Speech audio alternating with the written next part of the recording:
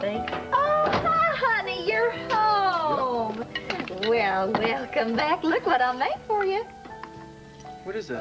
Well, it's chocolate pudding, your very favorite. And I cleaned up the mess around here, too. So how have you been this evening? I got a job. A job? I did. Oh, hallelujah. Oh, our troubles are over. Doing what? Working for Tempo. Oh, congratulations, baby. That is just wonderful. Well, I just knew that my baby boy would not be down and out for long. You are too smart to be poor. Now, here you go. Celebrate. Just dig right in. Thank you. Well, you know, if only Dixie had had my kind of faith in you. Please, Mama, don't start talking about Dixie right now, okay? I won't, I promise. It's just to say that, you know, I've been pondering why she left you. And it wasn't because you told that little bitty lie about your job, honey.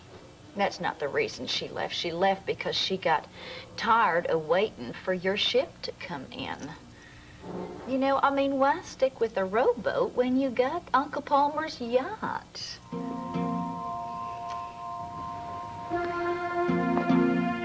Good heavens. Are you still up? Couldn't sleep. Huh. Well, Will told me that Jackson Montgomery was by. I hope you didn't let him upset you. I couldn't help it. There. Everything just feels like it's falling apart. If I may make a suggestion based on years of dealing with disappointment, it is get help. Now, I know you and Melanie are always telling me that money isn't everything, but it can buy you expert advice. And when you're in no condition to make decisions by yourself, someone who's trained to be logical, reasonable, they can go a long way to easing the pain. I think I should see a psychiatrist? Oh, no. I'm talking about Walter Himes. Your lawyer? Yes. He can show you the best path to follow. Good night, Uncle Palmer. Oh, now, Dixie, you are going to have somebody protect your interests if Tad takes legal action against you. He's not taking legal action against me, and I don't need a lawyer, and I don't appreciate you or Will trying to shove one down my throat. We're not trying to force you. We're trying to help you. Well, I don't want your help. I don't need your help. And if you can't keep it to yourself, then Junior and I will just move someplace else. Don't worry. You can always trust your daddy. My daddy? Yes, when the chips are down, I'll be around. Mr. Rockefeller, what do you mean by that? What? You said that I could always count on my daddy? I said that. Yeah. Well, it slipped out. What does it mean? Maybe you should hear the whole story.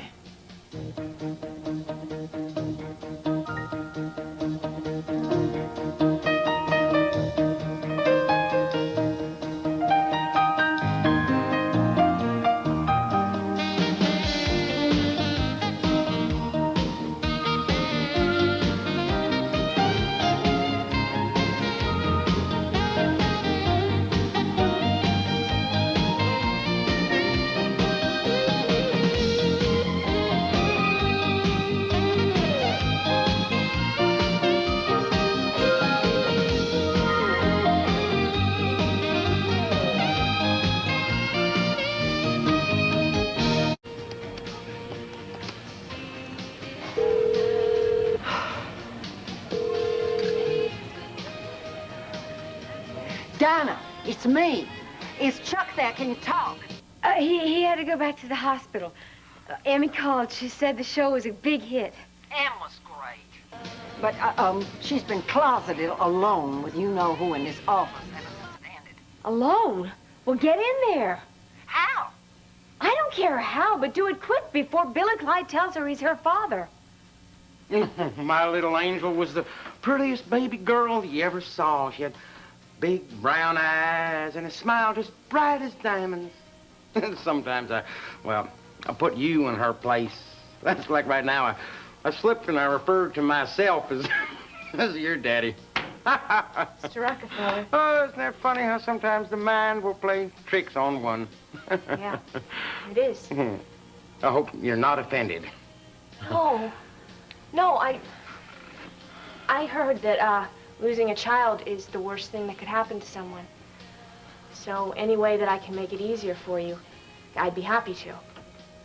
I mean, you have done so much for me. So anything I can do for you makes me really glad. Oh. I'm so sorry that she died. But no, she's not dead.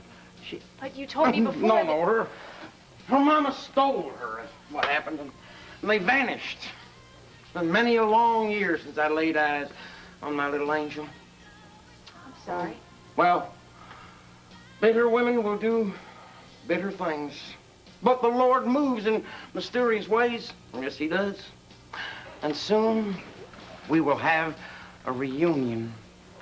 And until then, I'm doing the best to be the kind of good man, that my little girl would be proud to have as her daddy. Mr. Rockefeller, any girl would be very proud to have you as a father. You mean that? I do. Even you? Especially me. Well, in that Please case, excuse the intrusion, John Henry, but I need to speak to my benefactor. Lady Jane, hi. Sweetie, you were sensational tonight. Thank you. Nice to see you. Yeah, Well, you gonna it's stay nothing. here all night? I'm sorry, I forgot. I'll be right out. everything is going to be just fine, darling. Just fine. I feel a lot better. Onward and upward, my little songbird. You're a special friend. Good night. Good nice night, to see you. honey. Enjoyed your performance. Thank you. About time. A special friend, huh? I really ought to wring your interfering neck. Some hot chocolate, honey. No. Oh, go ahead and have some. It'll do you good. Did you get your message from Ruth Martin? No, what message? She called earlier to offer her love and support. She said if there's any way that she and Dr. Martin can help, she would be very glad to. Please come over or drop by, phone, anything they can do. So nice of her. Ruth Martin is a very nice woman. Are there any other messages you failed to relate to Dixie? Well, that's your job, Myra. You're the housekeeper. Thank you, Myra. Good night, Myra. Good night, honey. Sire. Insubordinate underling. Dixie, I'm sorry I upset you earlier. I'm sorry. I promise I will not mention Walter Hines' name again. Oh, that's okay. I just don't want to hear the word lawyer All right, again. I'll try. I tell you, it really hurts me to see you like this. Like what? Well, there's a terrible, haunting look in your eyes, and it really wounds me. I'm truly sorry that Tad is being so wrong-headed. I wish there was something I could do to soothe things over. Oh, no, you've been very sweet. You've done so much. Well, I deeply regret the trouble I caused. Look, you've apologized, Uncle Palmer. Yes, I know. And, well, you've forgiven me. I wish your husband could be as generous as you are and just give up this ridiculous conviction that I made Vogel... It's Vogel. Well, yes, whatever. That I made him cancel that job offer in California. You know, Tad swears that people don't change, but he certainly did, didn't he? Well, maybe you just thought he did. Anyway, I'm sorry that he has let you down, and I want you to know that I never will. Blood is thicker than water, ain't it? Yes. Well, I learned that lesson to my regret many years ago when I let my sister down. And it's because of Bessie that I owe you all a double loving. You and Melanie and Will and Adam Jr.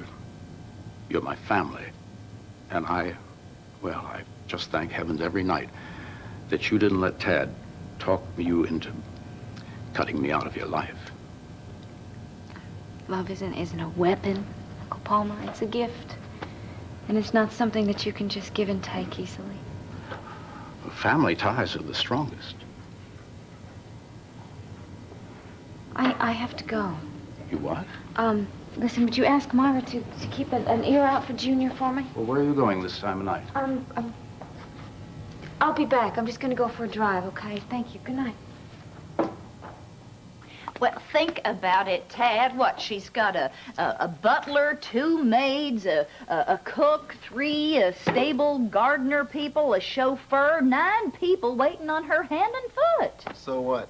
So what? Add to that unlimited charge account access, a garage full of fancy cars, her own private lake, a forest. I mean, who wouldn't choose luxury like that over a dump like this? Mama, for your information, all right, Dixie doesn't give a damn about money. Well, excuse me, honey, but nobody likes being poor. Now, there are some people, namely good women, who would gladly sacrifice everything for their husbands. And then there are other people, namely bad women, who would choose money over love every time.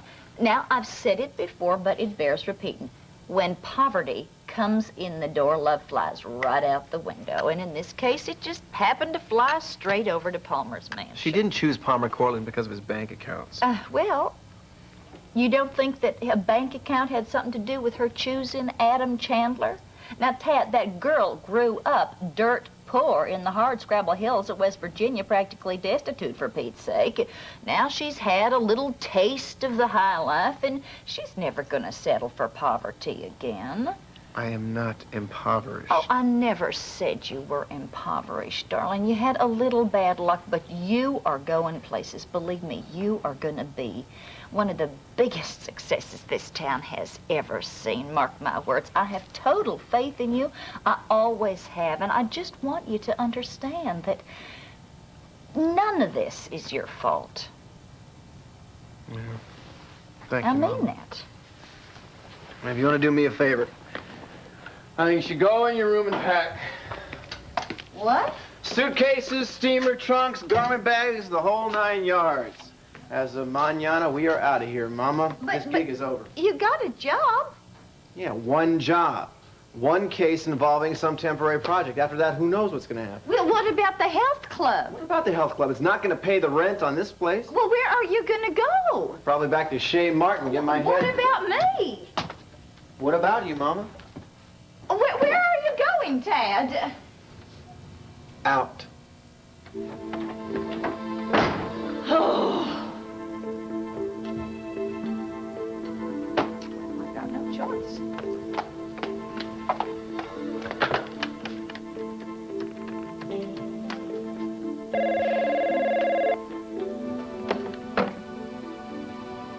Hello. Oh, well, good, you're still awake. Break open the brandy PC. We're about to take a meeting.